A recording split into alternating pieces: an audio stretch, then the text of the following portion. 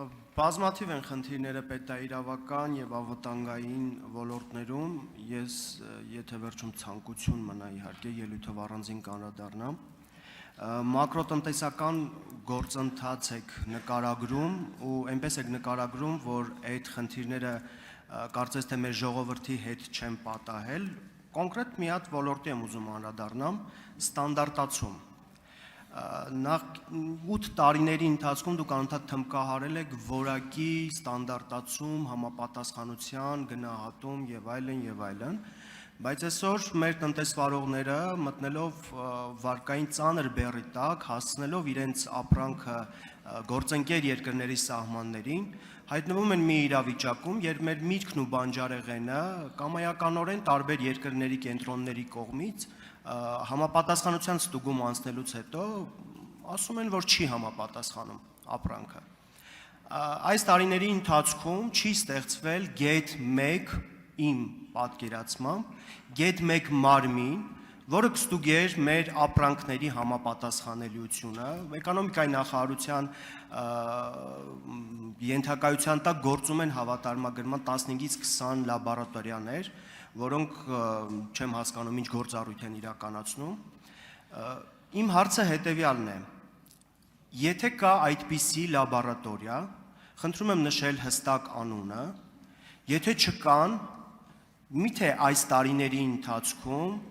չի եղել դրա անհրաժեշտությունը կամ ինչու չի եղել դրա անհրաժեշտությունը ստեղծել այդ համապատասխանությունը, ապրանքի համապատասխանությունը ստուգող լաբորատորիա։ Շնորհակալ եմ հարցի համար, նախ ասեմ, որ ունիվերսալ լաբորատորիա չկա, որը ամեն ինչի համապատասխանելիությունը ստուգում է, այսինքն որովհետև ամեն ապրանքախումբ, արտադրատեսակ, այսինքն ապրանքախմբերը ունեն իրենց առանձին լաբորատորիաները, եւ մենք վերջին տարիներին շատ էական ներդրումներ են կարել այդ ոլորտում, որպեսզի այդ կարողությունները զարգացնենք։ Բայց մյուս կողմից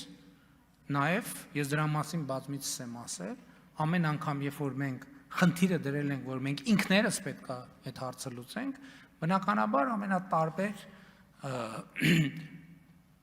խնդիրներ են առաջացել։ Ներառյալ հիմա այդ թվում, որ ասում ենք, նույն կոնյակ, թե ոչ կոնյակ խնդրի հետ կապված իրավիճակ։ Հիմա ասենք լաբորատորիայի հետ կապ չունեցող բան է դա։ Մենք պետք է որոշում կայացնենք։ Ինչ լաբորատորիա, չկա աշխարհում մի լաբորատորիա,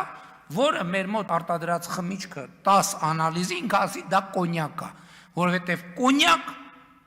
նշանակում է Ֆրանսիայի համապատասխան տարածքում աճեցված խաղողից ստացված խմիչք։ Հիմա շատ լավ, բարձրացում եք, եկեք որոշենք, մենք այդ բառից պետք է հրաժարվենք, թե չպետք է հրաժարվենք։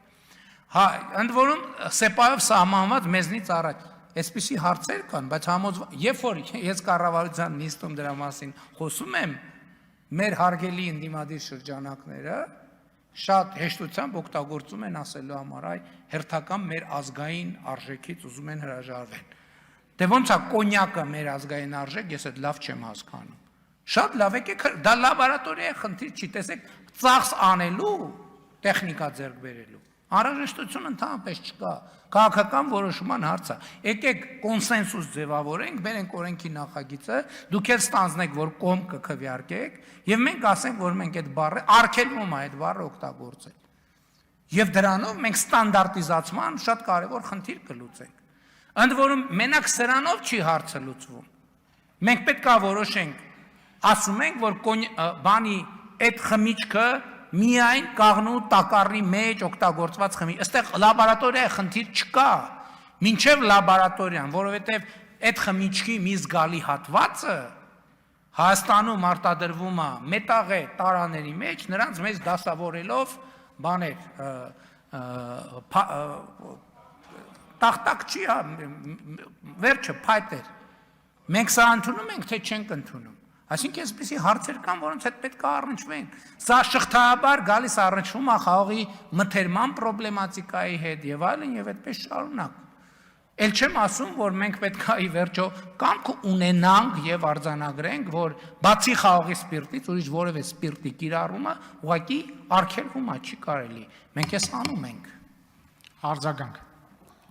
Պարոն վարչապետ, խմիչքների ստանդարտացումը կատարվում է այլ առանձին ստանդարտներով, իսկ միրգ բանջարեղենը լրիվ այլ ստանդարտներով։ Հարցս վերաբերվում էր հենց միրգ բանջարեղենի համապատասխանելիության ստուգման լաբորատորիաներին, բայց այդ առանձին կանրադառնամ, դուք տարաք կոնյակի դաշտ, հետևյալ հարցը, ներկայիս 26-ից 31 ծրագրում դուք ասել եք, որ պիտի ԵԱՏՄ եւ ԵՄ ստանդարտների ներդաշնակեցում անենք։ Ինչ մեխանիզմներով եք պատկերացնում իրարից շատ խորքային տարբերություն ունեցող այս երկու ստանդարտների այս հարմոնիզացիան եւ արդյոք կենտրոնների կարգավորող կենտրոնների կողմից այդ հարմոնիզացիան պիտի լինի ընդունելի։ Ինչպես եք պատկերացնում, որ դա պիտի լինի ընդունելի ու ինչ մեխանիզմով եք հարմոնիզացիան իրականացնելու։ Գիտեք, իրականում իրադրությունը հետևյալն է, այնպես չի, որ Եվրոպական միությունը սահմանում է, որ բանը ենթադրենք առողջության համար վտանգավոր լոլիկը կարելի է, իսկ ԵԱՏՄ-ն սահմանում է, որ առողջության համար վտանգավոր լոլիկը չի կարելի։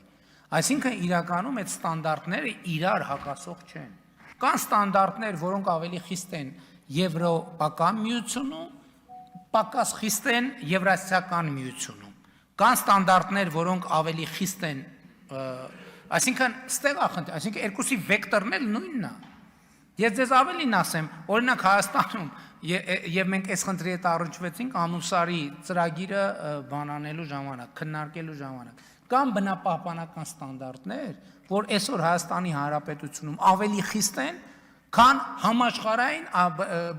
բնապահպանական ամենաառաջադեմ երկրներում։ Նկատի ունեմ, այդտեղ իրականում բովանդակային անհամատեղելիություն չկա, այդտեղ սանդղակների հարց է եւ կարելի է շեմեր սահմանել այնպիսի, որ համ Եվրասիական տնտեսական միության համար լինի ընդունելի, համ ԵՄ-ի։ Կոնֆլիկտը ընդհանրապես չկա։